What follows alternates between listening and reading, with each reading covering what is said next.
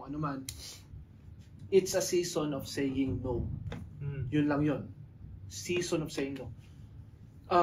Sacrifices. Kung may nag-aya sa'yo ng birthday, be ready na tumanggi. Papalalamog ko lang yung binyag. Yung binyag. Oo. Hindi siguro. Tama. Gets ko yung so nagets na hindi kayo. mahalaga. Nabutasan pa ako sa... Hindi mahalaga pala. Hindi mahalaga. Salamat. Sa'yo na rin ang galing. Alin yung mga feeling ko i-give up. Hindi. So, yun ang...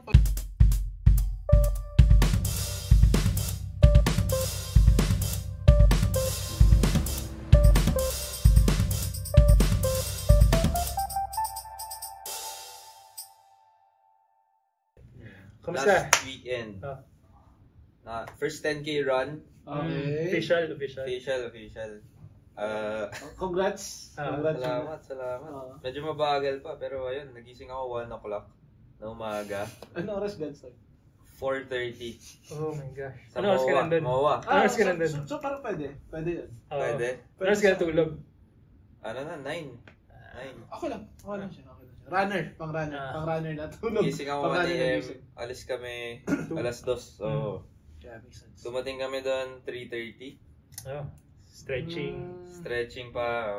An hour before, medyo first timer nga. Kasi pagka mga usual na Yun na yun. Takbo sila. Start na eh, no? Habol. Gets. Pero iba yung environment sa MOA. Pag seaside, no? Kasi tumatakbo ko madalas sa UP. Mapuno, 'di ba? Okay. Mapuno siya, Yes. malilim. Sa MOA, medyo yun nga, manipis yung hangin, tsaka medyo actually wala nang hangin, eh, 'di ba? Dahil seaside. So, Kasi pag doon naman kami malapit na sila OB yung mga katin namin. Diyan kami malapit na takbo. Yun yung lang talaga challenge doon. Nakasbaga. Mahirapan ka ng konti in-explain ng konti minsan. Totoo. Yung first 6 kilometers, medyo nakakapagod. Nice. Pero yung parang kulang. pero yung yung last stretch, medyo okay naman yan. Baliktad ka. Usually sunog ka agad, di ba? Parang Nasunod daw sa Hindi, okay, yung lakas siya nung huli. Usually parang lakas ko nung first 6 tapos ng first 4 ginapang ko. Tsaka feeling ko nabusog ako sa Gatorade. Okay. Puro Gatorade yung gano'n. Mga station tsaka feeling ko rin medyo napatagal yan kasi may konting pila kapag may water station. Pero Paps ano niyan, sa mga susunod mong run, halos di ka na mag-water sa mga 10K, halos hindi na. Nagturo sa akin yung mga shoutout kila Bibi, si Bibi, babawihan ka pa nito. Tagal, no? Tapos hindi yung isang beses na nag-pursue kami ng sub 1 sa Intramuros. Ano yun? Wala nang water station. Tapos number 1 siya. Wait, speaking of sub 1 pala. Yeah. So may nakausap ako dating kaopisina ng tatay ko. As in Season na. Sorry tito, pero mukha na talagang may edad. Season. Oo. Alam ko rin sasabihin mo, sorry tito. Pero mukha na siya may edad. Tapos mas maliit pa sa akin, ganyan. Tapos medyo nagsislouch na siya yung posture niya, ganyan. Nakwento ni Papa na dati pala siyang tumatakbo. Tapos sabi ko, tito, baka niloloko ko lang, sabi ko, next time, baka naman, takbo tayo kasi kakatakbo ko lang, ganyan. Tapos sabi niya, sige, sabihan mo lang ako, ganyan. Tapos akala ko talaga, na siya, mahina na. Yun talaga yung, expectation. Medyo na underestimate. Yung parang predisposition, na parang mahina na, ganyan. Sabi ko, tito, medyo mabagal nga ako, 1:23 lang sa 10K. Kayo po ba, nung tumatakbo kayo, or hanggang ngayon, ano pong oras niyo sa 10K? Tapos nag-isip, mga 50 minutes? At 59 years old, no? Pwede, possible. Grabe. Above average. Napaya ako Above average. Huwag mo gagawin yan. Huwag ka naman yung pagkwento sa mga season run. Wag na. Lesson learned. At tsaka, ang matindi pa doon, nag 55 minutes sila. Trail run. So, Imposible para sa akin. No, as of now. As Pero, of now. ano lang, ensayo. But still, congrats. Salamat. Marami pa yan. Marami pa susunod. Wala naman, Looking adik ka forward na. kami na magkakasama naman tayo. Adik ka na. Oo, oy. Sama tayo. Sama tayo. Pero, Pero, hit natin sub 1.5, not bad for a first timer. Tama ba? I mean, still. grabe. Parang Parang may kasi- judgment eh. Sasabi niya kasi, nung ako kasi. More than ano. Kasi malakas na talaga eh. Yung panahon. Yeah, anyway, congrats, Pats, no, Salamat, last guys. weekend. Marami pa next race. Sana kasama na kayo. Sabihin ng mga ano ba tong hinayupak na episode na to? Ano ba pinag-uusapan natin? Ba't Running takbo? episode? Oo.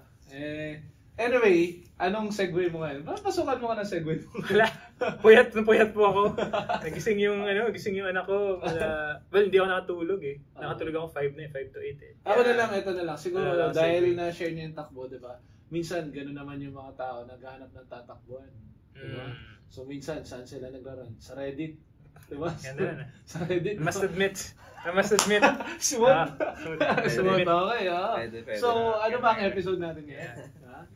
Akala ko kasi yung segue mo, parang tayo yung magiging takbuhan nila. Wag naman. Tutulungan natin yung mga tumakbo sa Reddit. Kung anong tutulong natin. Okay. Today, Wala akong maisip. Nag-isip ako comeback. Wala. Wala. Next time na yung clapback mo. Naubos kay Hobie eh.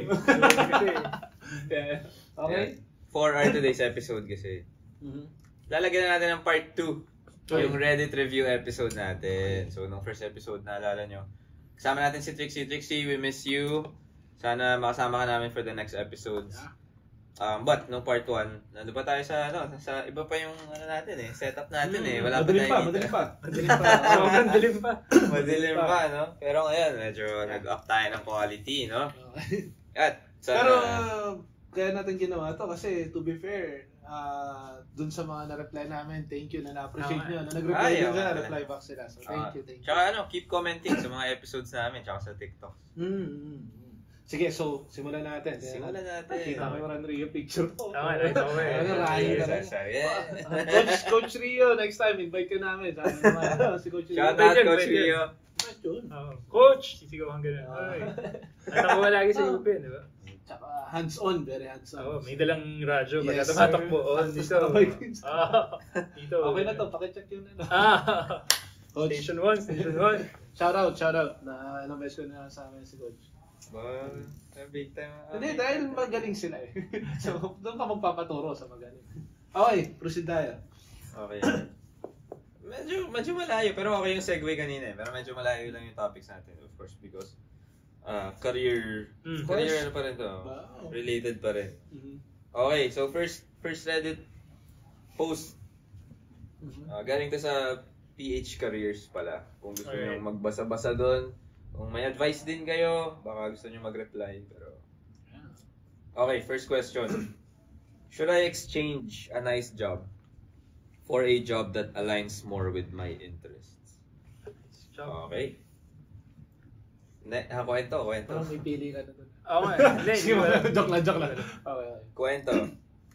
I, 24 male, graduated last month and ngayon nag-a-apply sa mga HR roles which is aligned sa college program ko.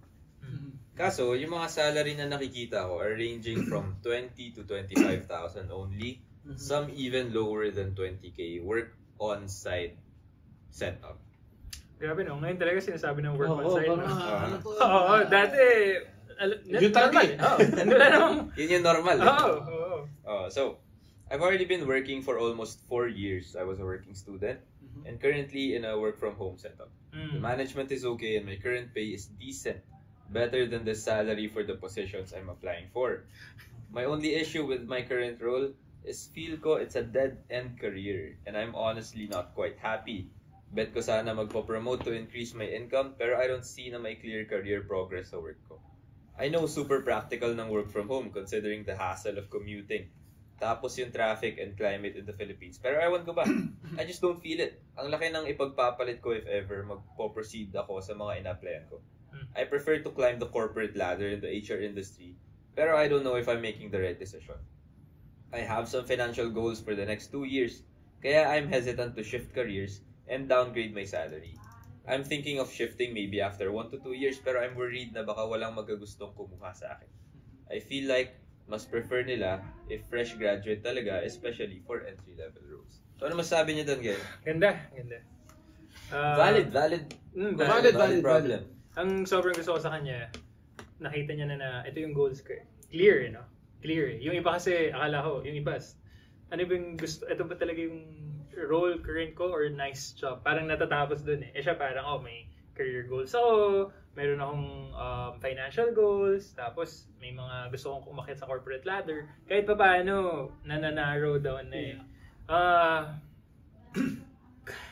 Ang hirap though. Ang hirap yung dilemma kasi parang parehas valid. I guess yung advice ko sa'yo na nadamay pa ako. Baka masyado kang nalilimit with what's the current options. Na nako-compare mo na nababox mo na yung decision making mo na. Hindi, ito yung options, ito lang yung options, etc. Baka sakaling, if you're comfortable naman now, if you can still go 1 month, hanap ka pa rin, baka may mas makita ka pa. Parang ganun. At the same time, habang may patience ka pa, no? Kasi parang wala naman siya sinabing, gusto ko na mag-resign, which is good. Kasi parang may leeway siya to mag-isip, balancein pa pros and cons, di ba? Ako yun, parang hinay-hinay lang and like put some time to decide. Parang magbigay ka din ng deadline. Parang by the end of the year or by in 3 months, kung wala pa akong mahanap, pupush ko na talaga yung iba. Pero kung may mahanap naman ako, pursue ko. But at the same time, apply. Feeling ko, walang masama na try ko magpa-interview, try ko mag-apply. Kasi minsan, even the starting salary, especially if it's not his first job, right? Mananego mo naman yan eh. Lalo na depende sa, sa background mo, sa experience mo. No? So, minsan, the amount na nilalagay doon is not the final amount. Tsaka, it's just a range. There's no such thing as overqualified. Yeah, definitely. Diba? Parang there could be an underqualified right. Tawag dito applicants. Right. Pero overqualified, I don't think so. Kasi gusto ng company yun eh. Right. Nag-apply ka, di ba? Magtatagpo na lang kayo dun sa presyo. So, and you're right. And parang don't measure the quality of the job with the first salary that you'll get. Exactly. So parang tingnan mo, okay, in X years ba, compared sa current ko, ano yung mangyayari sa akin? Eto, in next years, pag pinurso ko to with this good company, baka X5, X3 na rin yung sweldo ko eh. So parang don't compare that na apples to apples. Parang tingnan mo din yung opportunity later on. Yeah. Siguro, good point. Siguro yan yung yung outside his or her perspective, current perspective. Pero let's say, factoring in kung ano yung shinare niya, meron siya dalawang option. Hindi niya dinisclose ano yung career ngayon. Currently, diba? So, sinasabi niya dead end. Good yun, kasi I think nire-respect niya in a way na beneficial naman sa kanya eh. So, hindi niya meant to attack the designation or position. No? So, pero sa akin, yung pinaka-advice ko lang doon, kasi may naisip ka na eh. Meron ka nang nako-consider. So, if you have the privilege to choose it, let's say, regardless, for example, hindi ko narinig, baka na-miss out ko. HR? No. Sa budget, may concern siya sa... May financial goals siya. May financial goals siya. The next 2 years. Yeah. If that is something compromisable, then why not? Yun lang eh. Kasi, i-weigh mo ngayon na may financial goals ka, di ba? And you're thriving going there. Yeah. Okay. Pero kaya mo pa mag-pause ng konti. Alin yung non-negotiables mo? Exactly. So parang pwede muna ako mag-stop over eh. Para mapunta ko yung goal na yun.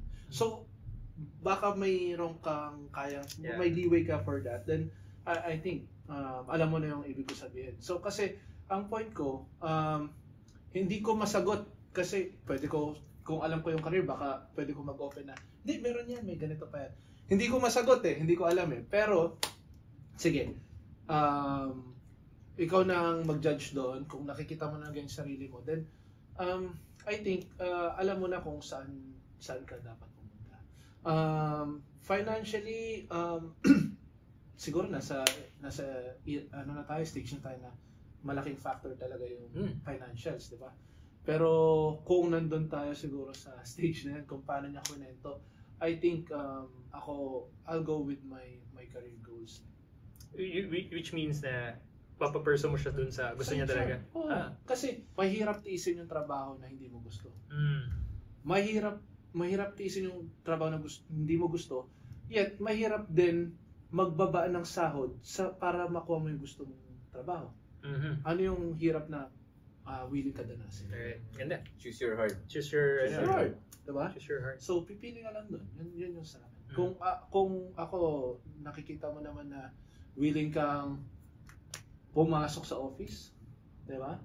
Or, sabi nga, pasok natin ng konti yung punto de vista ni JD na mag-apply ka, baka may masilat ka na opening na work from home na HR. So, why not, diba? Pero kung wala, let's say ganun, willing ka ba? Mag-hybrid or what, diba? So, it's non-negotiables. Pero ang ganda, choose your heart. Kasi parang parehas naman, hindi win-win eh. Diba? Oo. Okay. Ikaw pa, saan tingin mo? Doon ako sa, kasi kung sure na siya na dead end na yung career niya. Parang wala nang chance na tataas yung sahod in the next few years. Lalo na, 2 years isn't exactly a long time eh. Diba? Kung gusto mo i-pursue na tumaas yung sahod mo within a short amount of time, feeling ko, dun ka na sa path na mas may chance ka pang tumaas yung sahod. Yes. Kasi sabi niya, dead end na yung career niya. Diba? Tsaka isipin niya na lang din kung ganun yung tingin niya. Every time na nag-stay pa siya dyan, it's not helping yung end goal niya. Exactly. Yep. So, siguro quick lang din to share lang. I've been working 4 to 5 years na siguro sa tech side. Hala ko parang, kailan ko ba nagsimula? Before. Parang bata. Fresh grad. Tapos after nun, for some reason, siguro quarter life crisis, di mo alam kung anong gusto mo yun. Lumipat ako ng food industry. So, kaya ako napunta sa mga restaurants. Ang point ko kasi, ang swerte niya alam niya na yung gusto niya. Diba? Paano pag kagaya ko na inabot pa ako ng ilang years So, yung 2 years na na-experience mo sa current role mo, wag mo pang hinayangan. Right. Diba? Ang hindi nabanggit dito na feeling ko malaking factor din is kung na-try niyo na bang mag-HR before. Hindi, no? Wala pa. So, yun minsan... I think baka wala pa. Oo So, minsan yun yung mga ideals natin na feeling ko pag HR, ganito yung gagawin ko, ganito yung fulfillment na makukuha. Hindi, not all the time. Diba? Madaming expectation. Minsan if we're just basing it with job descriptions, lalo na pagka wala tayong nakilala. Pakinggan mo yung episode ni Jaron. Baka that would give you more insights kasi madaming facets yung HR. Like, ano ba talaga dun yung gusto mo? Is it really something that would fulfill you or it's the thought of being an HR yung hinahanap mo lang ngayon? So baka kasi pagdating mo dun, oh my gosh, ayoko naman pala to. So for you, magiging dead end na rin yun. Kahit na may career progression dun, that would still look like a dead end if tingin mo, hindi naman yun yung gusto mong career or profession. So, yeah. Sana makatulong kami sa'yo, kung sino ka man. Ayos. Okay, next agad tayo. Ito naman parang rant lang. No? Hindi naman siya parang nagsisik ng advice. So, if ever, we're gonna give unsolicited reactions advice. lang. We will rant with you. Reaction.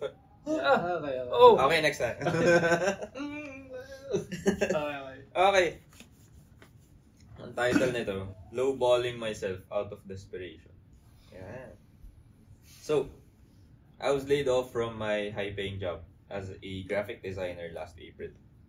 It was a great job. The pay was very generous. My manager was the best I've ever had, and the workload was super reasonable. We were given a heads up a month before the layoff, so I thought I had a head start in finding another great job. Right. Fast forward to today, I still haven't landed an offer. The job market for graphic designers look bleak, with recruiters offering just a mere fraction of what I used to earn. I haven't been able to explore upskilling because I'm focusing on using my emergency fund on my family's needs. Out of desperation, I tried applying for jobs that offer 60% of what I used to earn. Now I started hearing back from recruiters, so I feel like I've increased my chances of getting an offer. It's just a bit sad since we're always told that we should seek jobs that offer us more money than our previous jobs. I also worry how this will affect my prospects in the future. I just figured that with a new job, I can save up again and maybe try studying again and shifting industries next year. Ganda. I feel like, gets niya naman yung plan. Parang, I've been there na nauubos yung savings, anong mangyayari, diba? May anak. Parang, shucks, anong mangyayari, diba? Pero ganun talaga, I feel like, going into a job, it will not just give you the money, na to parang stay afloat, but it will also rather give you the mental breathing room. Na parang para makapag-isip ako kasi pagka nandiyan ka sa position na nauubos, ayun lang naiisip mo na alam mo everyday pagkagising mo, ito na yung laman ko. Pag bumibili ka ng pagkain, pagka may hinahanap ka, alam mo magkano yung nababawas at magkano yung natitira dun sa perang inipon mo. Ganun yung feeling Getting a job, no matter how much it would pay, would give you a leeway. And sabi niya, sige, pansamantala. It's not going to be, ganda na sabi ng friend ko na sabi ni Lyra, it might be a bad day, but not a bad week. Bad week, but not a bad month, but not a year. Bad year, but not a bad life. So parang, agree. Get it now. Give yourself some leeway. Recharge and learn and parang really upskill. Parang go back at with a vengeance. Na parang, mas magaling ako. I know my worth. Ang kagandahan sa kanya, alam niya na yung worth niya. Alam niya yung pwedeng ibigay with the skills na meron siya. So, it only going forward from there. So, keep it up. We'll pray for you. Promise. We'll promise na. We'll pray for you. Been there. Not so easy. Very dark place. Kaya mo yan. Pero you're on the right track. Good job, bro. Or sis. Yeah. Go first. Gusto ko yung mga pinipili mong mga... ang ganda naman. Pinipili mong Pats. Kanina lang ito, nasasakyan. Scroll lang. Pero thank you. Pero ako rin nandun na rin ako before. Kasi yun, when I left yung dating company. Sobrang candid sasabihin niya, when I left, sabihin niya. Natuto na. Ako, nandun na ako sa, edit ko na itong part. Ayun, pero actually ngayon until now, parang nandun ako sa phase na yun kasi nga, as you guys know, pumili nga ako ng condo, diba? And sabi kasi nakaisip ko ng chicherya muna o di ka rubber shoes Parang condo. Yun yung problema ko rin parang bakit ba condo yung naisip ko? Investment. And hindi siya madaling bayaran, no? Dagdag inspiration. Tsaka it will only get easier. Yeah. That's what they said. Yeah. That's what invest early. And naniniwala ako doon. Pero it's the now. Yeah. Na I'm very worried now kasi ang laki ng babayaran. Yeah. And halos wala na natitira. Yun lang. So, hindi ko pa na-share sa inyo pero share ko na rin sa sambayan ng Pilipino na mahirap talaga. So, tama yun na parang lahat napupunta na doon, di ba? Yeah. Tapos every time na mag-suspend ka pa. Magkano na lang to wala na akong panlabas, wala na pang-date, wala na anything, di ba? Pero I know that I'm on the right track also kasi it's an investment and it's for my future naman. It'll get easier. So, siguro parang yun na lang yung nagpapakampante sa akin. Pero yung sa araw-araw, sobrang hirap. So, relate ako sa'yo pero I believe na malalampasan din natin. Yeah. Tama naman. Tsaka sa akin, siguro, ganito kami mag-usap-usap kasi sa labas ng camera, nagkwentuhan pa. Alam namin yung pagdadaanan. Dapat recorded guys. Sa design. Pero, kung na-recorded yung kanina, kung si Hobie, no? Pag nag-recorded yung kanina, baka wala na. Yung sa akin kasi, early age, dahil sa mga, kung ano na rin nangyari, ang tingin ko sa buhay talaga, mahirap na yung buhay. Naka-design siya hindi para pahirapan ka, pero makaranas ka ng hirap. Ngayon, dahil nakakaranas ka ng hirap, you're just getting used to it. Hindi dumali yung buhay. Normalize lang. Normalize lang. So kumbaga, nag-cope up ka lang. ito yung napagdadaanan mo lang before. Parang panis na sa akin. Ito, ganun lang yan eh. Example, sinasabi ni Pat, ang problema ko dati ito, ganito yung sahod ko, tapos nakapag-date ako. Yes, nakapag-date ka. Diba? Nakapag-labas-labas ka.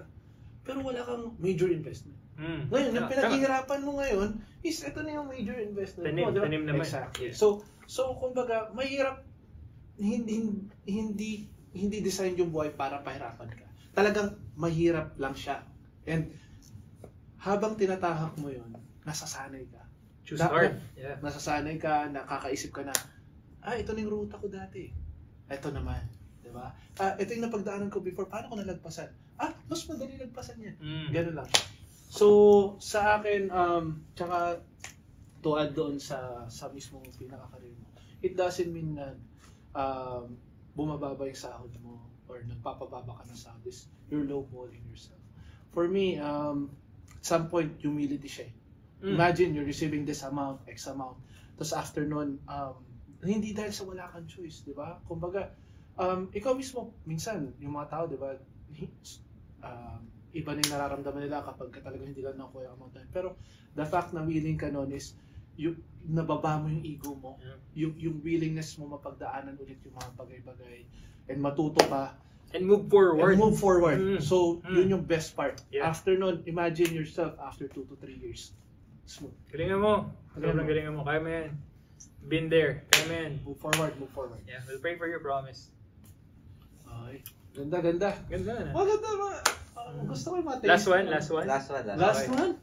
Okay to okay. Tsaka, na-miss ko, tatlo lang tayo nagkakwentuhan and then, gusto pa rin namin. Hindi, ako na-miss ko yung, ako nga, inisip ko, what would Trixie say to this? Yeah, exactly. Miss you, sis. Tito Trixie. O abangan ko yung YouTube ay TikTok live mo. Trixie. Abangan natin yan. Ganda. So, kung nagtitiktok kayo, malaman nyo bakit. Sige nga. Patingin na lang kami. Palumang tayo. Hi, Trixie. Trixie, maganda rin ang perspective lagi ni Trixie. Gusto ko lang banggitin si Hobie, medyo hindi na nagpe-pay attention. Kasi parang, pero nami-miss ko rin si Hobie. Mamimiss natin si Hobie. Mamimiss natin si Hobie. Yung pala, pilot interview na. Masyadong nasasanay na to si Hobie, no? Parang ginawa lang tayong pasadahan, no? Dati, halos umikot. Para lang, mas magandang angle sa behind the scenes. Ngayon, parang, check ko yung drop sa NBA. So, yung mga nangyari. Ba't parang ikaw yung nag-check ng drop? Parang ganun eh. Ngayon, biglang check yung ilaw. Hindi naman sira. Ano mo ba sasira natin sa ilaw? Biglang tumayo. Obi, mamiss ka na. Mamiss natin to eh. Mamiss ka namin. Grabe, 30 days lang, no? Picture natin mamaya ng black and white yan. Tapos may ilagay tayo ng we will date. Obi, todo.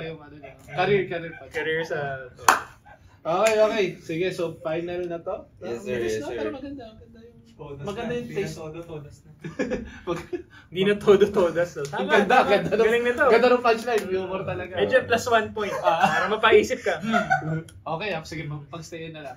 Tingnan natin. Sige. I-weigh pa natin eh. Okay. Maganda taste ni Pats, ha? Nasa ako, nagbe-behind the scenes. Kumuha bigla. Huwag ka ma-distract.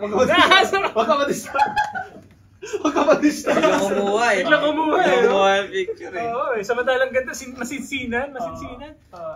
Text ako, bahala kayo. Kaysa i-zoom ko, makita ko yung facial. Ano tuloy? Nag-explain. Explain eh. Pero maganda yung takbo. Maganda taste ni Pats, ha? Solid Pats. Random pa yan, ha? Kung magala Pats, di kang papalitan.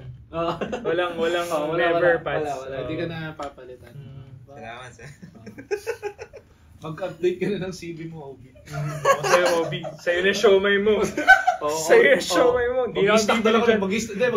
Gagawa kami sarili ng showmay. Bahala ka sa buhay mo. Kaya din namin yan. Okay. Sige. Game on. Okay. Ito naman, hindi masyadong sa trabaho, pero more on upskilling.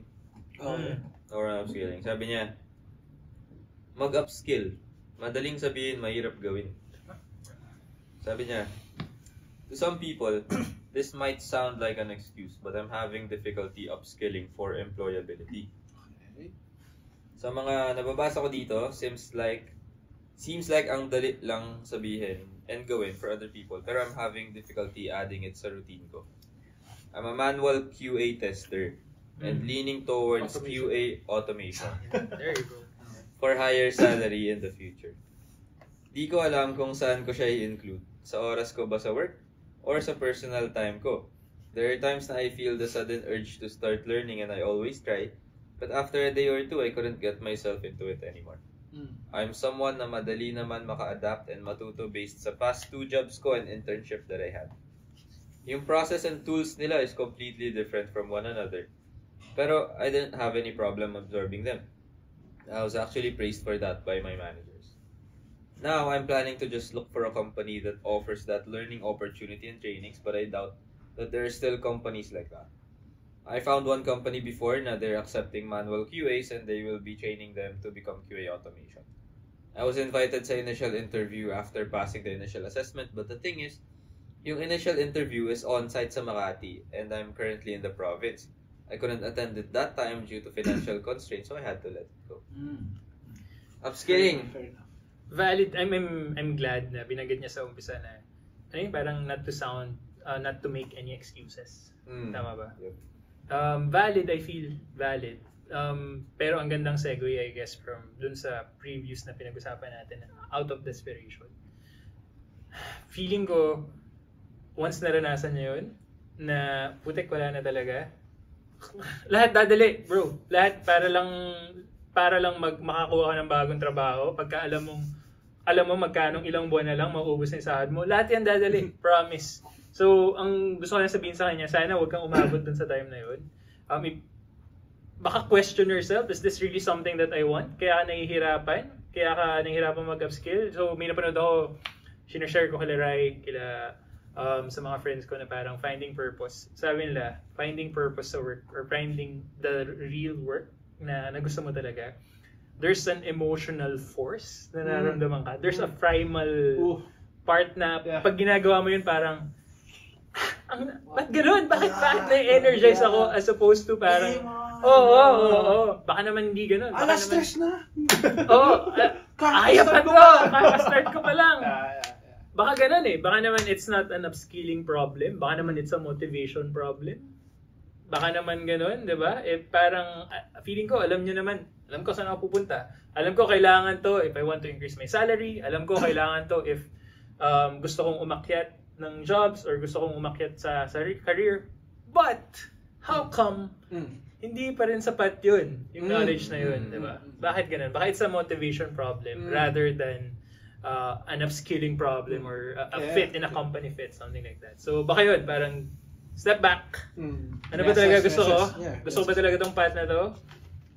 Kasi parang kung alam mo na I want to be the best QA manager or the head of QA in a company, those are just going to be check marks and like hurdles that you'll embrace rather than something that you would frown upon and hesitate to do it. Parang ganun So, yun parang is this really what you want to do? Baka naman it's a motivation and a goal problem rather than yun Parang si Hobie. Motivated siya mag-update ng CV. Feeling ko is not. Ikaw, but ako relate din Siguro may rason bakit ko pinukuha itong mga to. Baka nagpa-project ka. Baka cognitive bias. Parang gusto niya marinig yun. Cognitive bias. Feeling ko cognitive bias. Hindi, ito naman matagal na. Siguro college pa. Kasi at the time wala talaga ako alam gawin. Bukod sa listening and doing the work within the 4 walls of the classroom. Outside of that, wala na. So, buti na lang may product cap, of course. Buti na lang. Diba? Okay lang ba na binanggit yun? Pero natatawa. So, sorry. Magkasama kami ni Dino kahapon dahil sa Bible study. Pag-usapan nga namin, yung mga graduates natin, isa nandito na sa Gcash, yung isa nandun, isa may career ng startup. Tapos parang kami, solid Tapos si Fats, anyway, nakakatawa lang. Maraming natulungan yung product. Maraming natulungan. Shoutout. Dino. Shoutout Dino. Pero yun nga, buti na lang may product camp. Kasi ang dami ko na rin tinry Before product camp, of course, nag-explore ako with programming, UX, diba? And then, nakarelate ako dito kasi parang, okay, gagawin ko ba to after school? Diba? Or gagawin ko ba to sa weekends? Tapos okay siya, sa umpisa, pero hindi mo natatapos eh.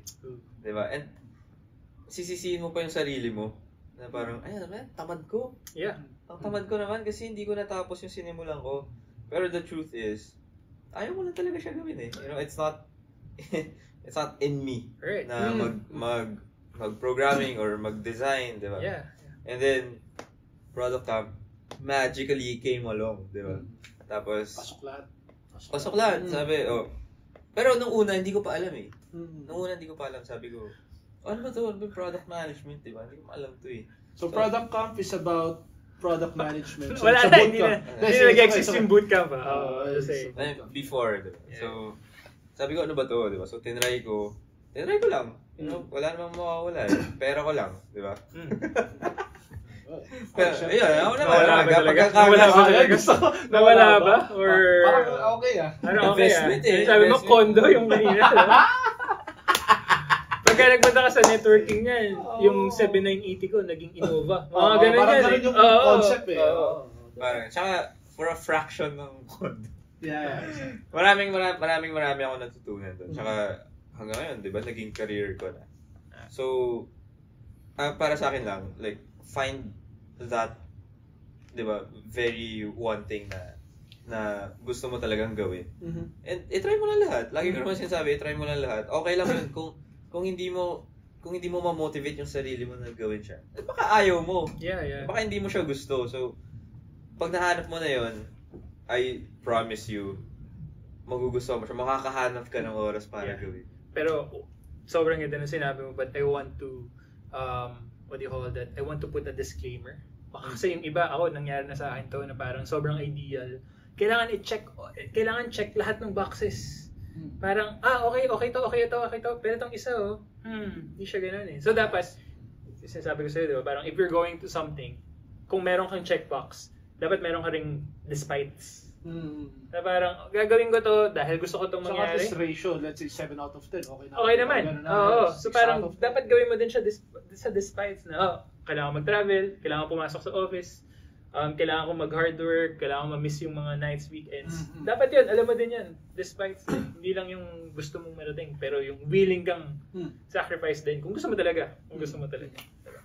Sa akin yun din yung take ko.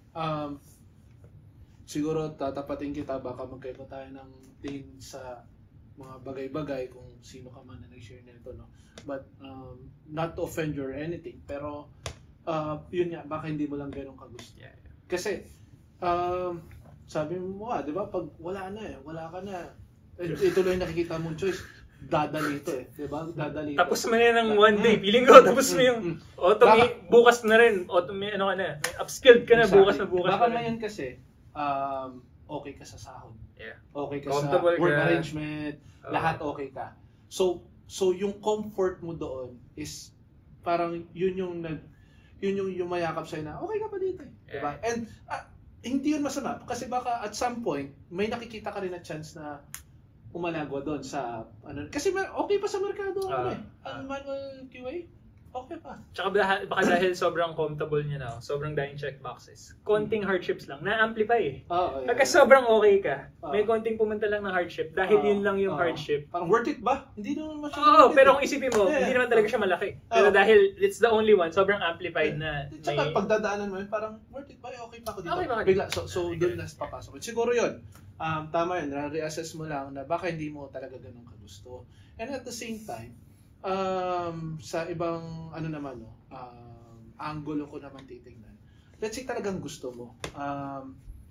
Tinatanong mo if papasok mo siya sa daily personal or routine, sa routine niya. Walang iba doon talaga yun yung best, di ba? Walang iba. And then you have to remember, once you are doing something, no, whatever it is, basta gusto mag-improve, gusto mag-negosyo, gusto mo mag-improve sa trabaho, sa negosyo, or gusto mo sa sports mo, kung ano man, it's a season of saying no. Yun lang yun. Season of saying no. Sacrifices. Kung may nag-aya sa'yo ng birthday, be ready na tumanggi. Papalalamog ko lang yung binyag. Hindi siguro. Tama, gets ko yung so nagets na kayo. Hindi mahalaga. Nabutasan pa ako sa Hindi mahalaga pala. Salamat. Sa'yo na rin ang galing. Alin yung mga feeling ko i-give up. Hindi. So, yun ang point ko, no? Hindi. Wala! Nalungkot ako Kaya ko pa. Pero sa akin lang, kasi yun yung nakasanayan natin na, personal time ko to, deserve ko to diba? Baka deserve mo rin mag-improve.